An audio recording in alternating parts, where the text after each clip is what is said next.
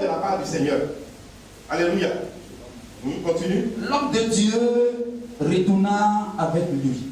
L'homme de Dieu retourna avec lui. Et il mangea du pain. Il a mangé du pain. Et but de l'eau dans sa maison. Et puis il a bu de l'eau. Pourtant le Seigneur lui a dit, ne mange pas l'eau. Reste un moment de jeûne et retourne-toi. Oui. Comme il était assis à table. Comme il était assis à table. La parole de l'Éternel fut adressée au prophète qu'il avait ramené. Oui. Et il cria à l'homme de Dieu qui était venu de Juda. Oui. Et si parle l'Éternel. Oui. Parce que tu as été rebelle à l'ordre de l'Éternel et que tu n'as pas observé le commandement que l'Éternel ton Dieu t'a donné. Parce que tu es retourné et que tu as mangé du pain et bu de l'eau dans le lieu dont il t'avait dit, tu n'y mangeras point de pain et tu ne boiras point d'eau. Ton cadavre n'entrera pas dans le sépulcre de tes pères. Et quand le prophète qu'il avait ramené, il mangeait du pain et qu'il but de l'eau, il scella là pour lui. L'homme de Dieu s'en alla et il fut rencontré dans le chemin par un lion qui le tua. Alléluia. Son cadavre était étendu dans le chemin. Alléluia. Amen. Vous voyez, la crainte, quand tu n'as pas la crainte de Dieu dans ton cœur, même par la voix du Seigneur, tu peux avoir des malheurs. Alléluia. Et il y a des gens qui aiment faire la synthèse des prophéties. Alléluia. Tu vas venir voir Maman Sephora pour consulter Dieu. Dieu va te parler franchement et clairement. Alléluia. On peut acclamer pour la vie de Maman Sephora.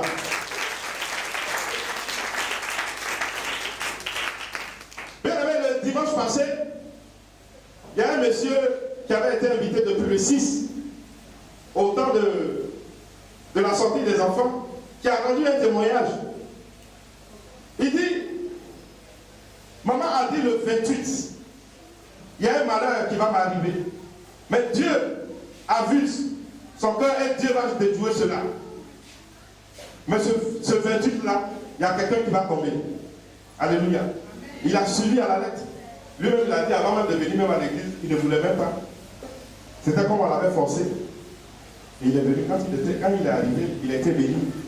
S'il ne venait pas dans cette œuvre, dans cette église, peut-être Josué allait dire qu'il a perdu un ami cher. Alléluia. Quand il est venu et que la prophétie a été lancée, il a saisi cette prophétie. Et elle s'est réalisée.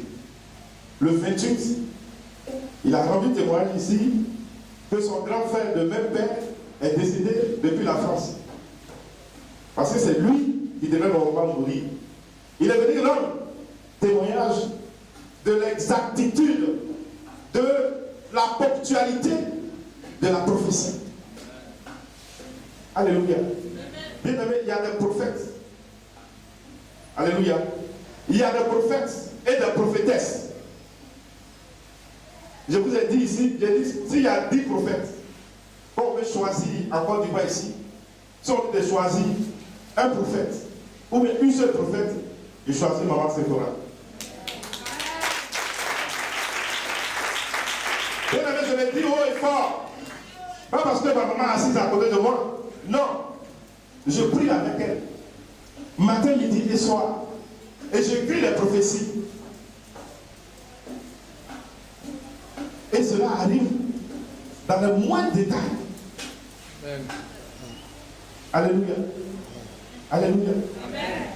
Voici un prophète qui a reçu de la part de Dieu une parole. Mais à cause de ce qu'il n'a pas eu la crainte de Dieu dans son cœur, il s'est laissé distraire par un autre prophète.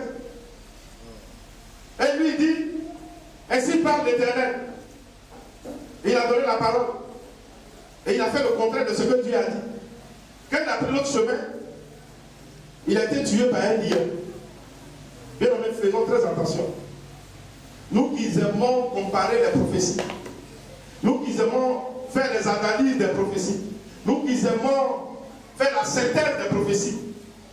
Je vais aller voir la servante de Dieu, après je vais aller voir Maman Anne, après je vais aller voir le prophète Nicolas, et quand je vais voir ces différentes prophéties, je vais écrire dans mon cahier et je fais la synthèse. Alléluia. Et moi je dis, sur la chair de Dieu, devant les anges, et que la prophétie qui vient de la prophétesse Maman Sephora est à 100% venant de Dieu. Amen. Et on peut acclamer le Seigneur. Si vous recevez une prophétie de la part qui vient d'elle, prenez ces prophéties très attention et faites beaucoup attention et marchez avec la voix de Dieu. Alléluia.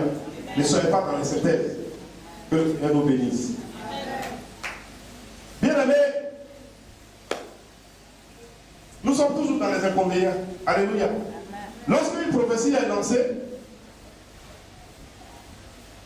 qu'est-ce que toi tu fais pour que la prophétie s'accomplisse dans ta vie? Tu fais quoi? Tu restes, tu te couches, tu dors, tu manges, tu bois. Qu'est-ce que tu fais? Tu te mets en activité avec la prophétie. Tu te mets en éveil pour que la prophétie s'accomplisse. Qu'est-ce que tu fais? Point d'interrogation. Habakkuk dit, la prophétie va tarder, mais elle s'accomplira un jour. Mais pour que la prophétie s'accomplisse dans ta vie,